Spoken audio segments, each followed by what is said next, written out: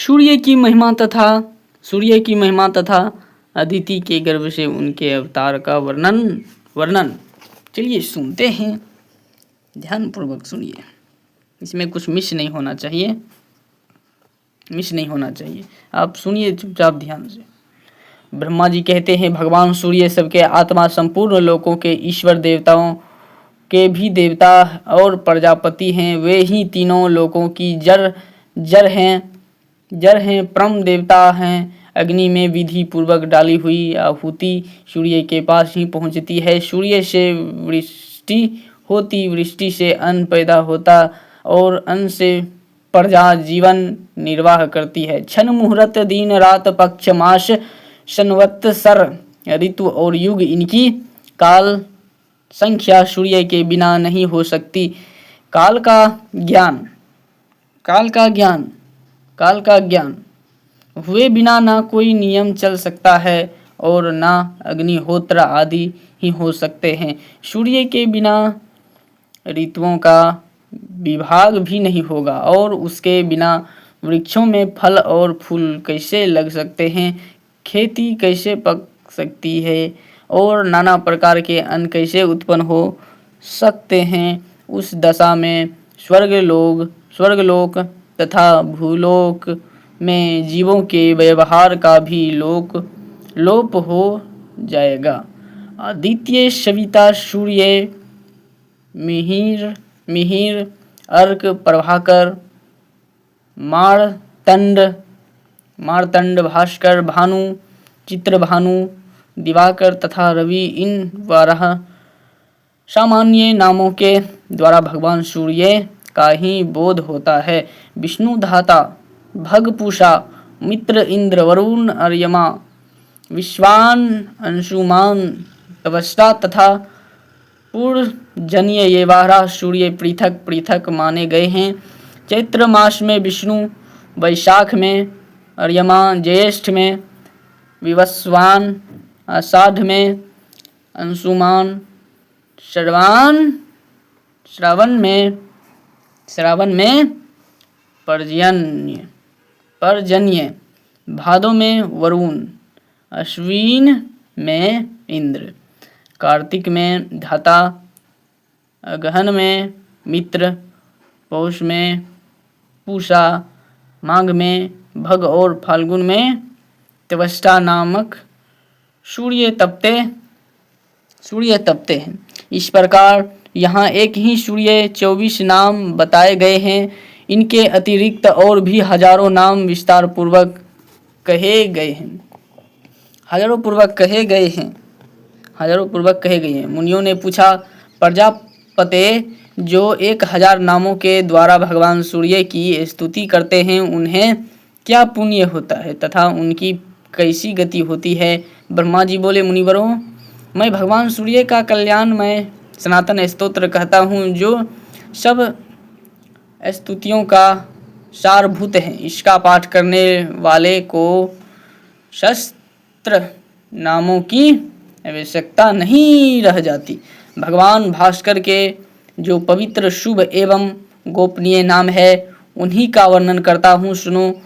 विकर्तन, विश्ववान, मार्तंड, भास्कर, रवि, लोक प्रकाशक, श्रीमान, लोक चक्षु, महेश्वर, लोक साक्षी, त्रिलोकेश, कर्ता, हर्ता, तमिस्त्रः, तामन, शुचि, सप्ताश्ववाहन, गभास्तिहस्त, ब्रह्मा और सर्वदेवन मस्कृत। इस प्रकार 21 नामों का यह स्तोत्र भगवान सूर्य को सदा प्रिय है। यह शरीर को निरोग बनाने वाला, धन की वृद्धि करने वाला और यश फैलाने वाला स्तोत्र राज है। इसकी तीनों लोकों में प्रसिद्ध है।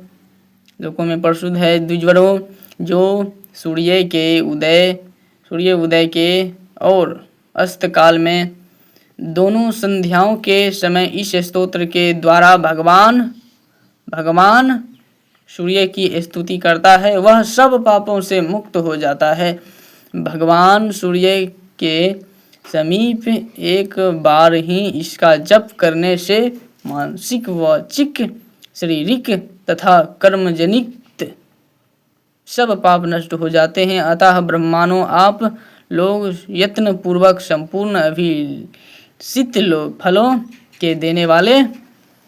फलों को देने वाले भगवान सूर्य का इस स्तोत्र के द्वारा स्तवन करें। मुनियों ने पूछा, भगवान आपने भगवान सूर्य को निर्गुण एवं सनातन देवता बतलाया है, फिर आपके ही मुँह से हमने यह भी सुना है कि वे 12 स्वरूपों में प्रकट हुए। वे तेजस्वी राशि और महान तेजस्वी होकर किस स्त्री के गर्भ से कैसे प्रकट हुए, इस विषय में हमें बड़ा संदेह है।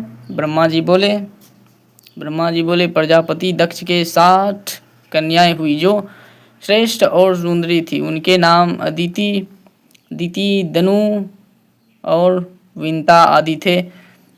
उनमें से 13 कन्याओं का विवाह दक्ष ने कश्यप जी से किया था।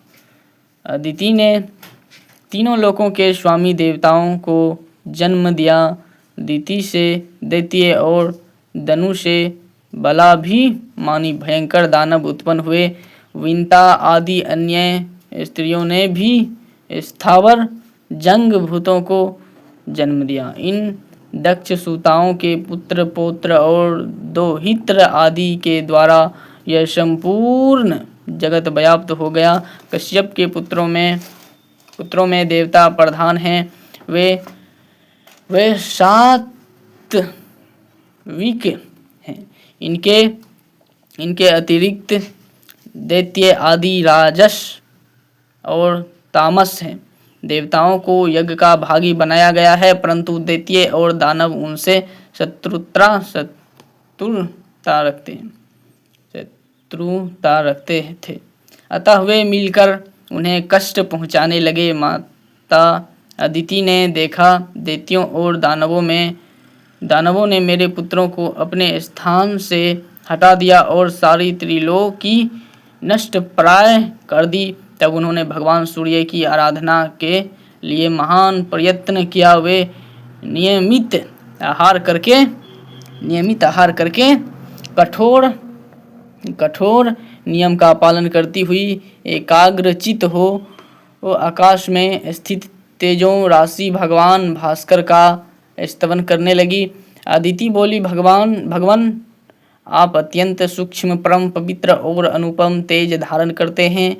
तेजस्वियों के ईश्वर, तेज के आधार तथा सनातन देवता हैं। आपको नमस्कार है। गोपते जगत का उपकार करने के लिए मैं आपकी स्तुति आपसे प्रार्थना करती हूँ। प्रचंड और धारण करते समय आपकी जैसी आकृति होती है उसको मैं प्रणाम करती हूँ। क्रमशः 8 मास तक पृथ्वी के जल रूप रस को ग्रहण करने के लिए आप जिस अत्यंत तीव्र रूप को धारण करते हैं उसे मैं प्रणाम करती हूँ। आपका वह स्वरूप अग्नि और सोम से संयुक्त होता है। आप गुणात्मा को नमस्कार है।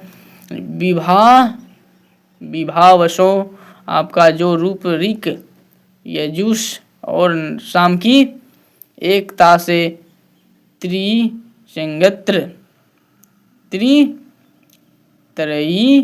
संगक इस विश्व के रूप में तपता है, उसको नमस्कार है। सनातन उससे भी परे जो ओम नाम से प्रतिपादित स्थूल एवं सूक्ष्म रूप निर्मल स्वरूप हैं, उसको मेरा प्रणाम है। ब्रह्मा जी कहते हैं, इस प्रकार बहुत दिनों तक आराधना करने पर भगवान सूर्य ने दक्ष कन्या अदिति को अपने तेजोमय स्वरूप का प्रत्यक्ष दर्शन कराया।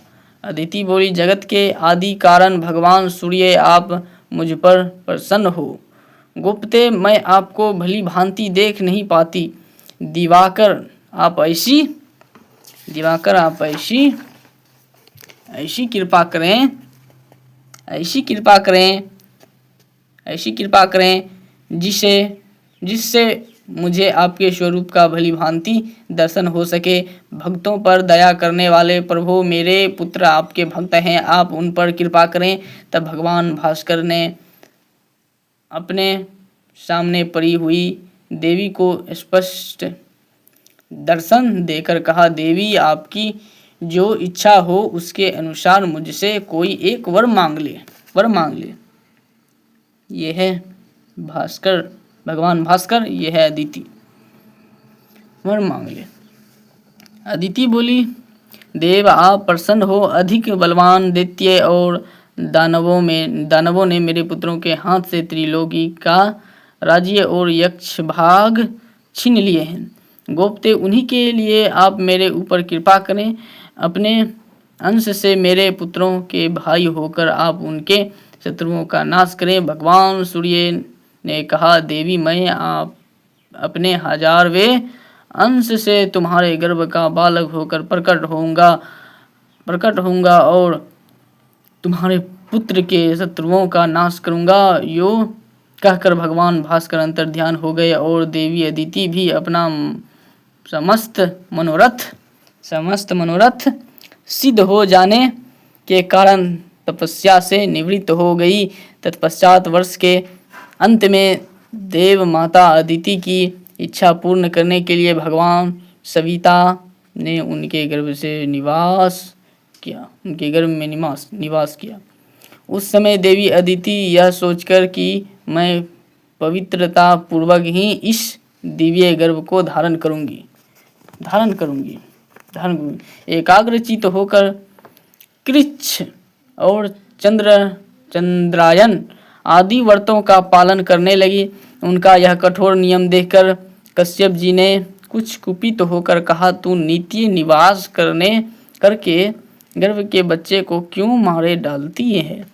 तब वे भी रुष्ट होकर बोली, देखिए यह रहा गर्भ का बच्चा, मैंने इसे नहीं मारा है, यही अपने शत्रुओं का मारने वाला होगा। ये कहकर देव माता ने उसी समय उस गर्भ का प्रसव किया। वह उदयकालीन सूर्य के समान तेजस्वी अंडाकार गर्भशः प्रकाशित हो उठा। उसे देखकर कश्यप जी ने वैदिक वाणी के द्वारा आदर पूर्वक उसका स्तवन किया। स्तुति करने पर उस गर्भ बालक प्रकट हो गया। उसके श्री अंगों की आभा पद्मा पत्र के समान श्याम थी। उसका तेज संपूर्ण देवताओं में व्याप्त हो गया। इसी समय अंतरिक्ष से कश्यप मुनि को संबोधित करके सजल मेघ के समान गंभीर स्वर में आकाशवाणी हुई, मुने तुमने अदिति से कहा था, तवा मारितम अंडम, तूने गर्भ के बच्चे को मार डाला, इसीलिए तुम्हारा यह पुत्र मारतंड के नाम से विख्यात होगा और यज्ञ भाग का अपहरण करने वाले अपने शत्रुभूत असुरों का संहार करेगा। यह आकाशवाणी सुनकर देवताओं को बड़ा हर्ष हुआ और दानव हतोत्साह हो गए। तत्पश्चात देवताओं सहित इंद्र ने दैत्यों को युद्ध के लिए ललकारा। दानवों ने भी आकर उनका सामना किया। उस समय देवता और असुर बड़ा भयानक युद्ध हुआ। उस युद्ध में भगवान मार्तंड ने दैत्यों की ओर देखा, अतः वे सभी महान असुर उनके तेज से जलकर भस्म हो गए। फिर तो देवताओं के हर्ष की सीमा नहीं रही। उन्होंने अदिति और मार्तंड का स्तवन किया। तदनंतर देवताओं को पूर्ववत अपने अपने अधिकार और यज्ञ भाग प्राप्त हो गए। भगवान मार्तंड भी अपने अधिकार का पालन करने लगे। ऊपर और नीचे सब और किरणें फैली होने से भगवान सूर्य कदम्ब पुष्प की भांति शोभा पाते थे। वे आग में तपाए हुए गोले के अदृश्य दिखाई देते थे। उनका विग्रह अधिक स्पष्ट नहीं जान पड़ता था। जय श्री हरि। आप लोग इस वीडियो को शेयर जरूर करें, साथ ही लाइक सब्सक्राइब जरूर करें। कैसा लगा कमेंट में जरूर बताइएगा। मिलते हैं अगले ये पाठ लेकर। श्री सूर्य देव की स्तुति तथा उनके अष्टोत्तर 7 नामों का वर्णन ये लेकर आ रहा हूँ। जय श्री राम।